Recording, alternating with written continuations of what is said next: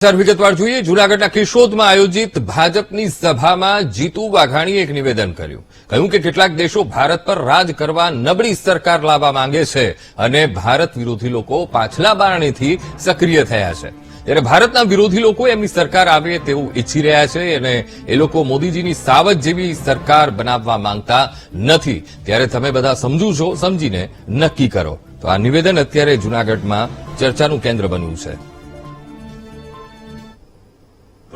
अनेक भारतना हित क्षेत्रों जे भारतनु हित नहीं जोता एवा लोको पण आ चूंटणीनी सामे नजर नाखीने बैठा छे। एमनी विचारधारा वाली सरकार आवे तो भारत दबाय, भारत आगळ न आवे एवा अनेक लोको विश्वना देशोना नाम मारे नथी आपवा एवा घणा देशो छे। तमे समजू माणस हो समझी जाजो भारतना विरोधी हित शत्रुओ जेमने अहींया पग पेसारा करवा छे, अहींया पाछला पाणेथी राज करवू छे एवी बबूचक सरकारने बेसाडवा मागे छे। मोदीजी जेवी हावजना भूमिमां छू हावज सरकार बनाववा मागता नथी एवा लोको अत्यारे सक्रिय थया छे।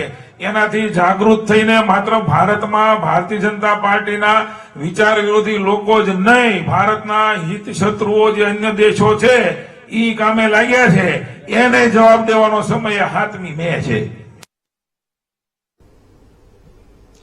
तो आज मुद्दे संवाददाता बिपिन पंड्या फोनलाइन पर जोड़ाई गया है। बिपिन, जूनागढ़ना केशोदमां भाजपनी सभामां जीतू वाघाणीए एक निवेदन आप्युं, आ निवेदननी केवी चर्चा? बिपिन, ચોક્કસથી અંકુર વાત કરીએ તો જે જીતુ વાઘાણીનું નિવેદન છે તે નિવેદન સામેની સરકારને બબૂચક અને બીજા દેશોની કઠપુતળી બનતી હોય તેવા નિવેદનો કર્યા હતા। વાત કરીએ આ નિવેદનથી લોકોમાં પણ ચર્ચાનો વિષય જાગ્યો છે। બીજી વાત કરીએ તો આવા જે નિવેદનો છે એ નિવેદનો જૂનાગઢ બેઠક પરથી અવારનવાર આવતા હોય છે। થોડા દિવસ પહેલા કિરીટ પટેલ કે જે જિલ્લા ભાજપ પ્રમુખ છે તેને પણ બકવાસ કર્યો હતો અને ક્યાંક ને ક્યાંક વાત કરીએ તો આ જે નિવેદનો છે લોકોની અંદર ચર્ચાનો વિષય બની હતી।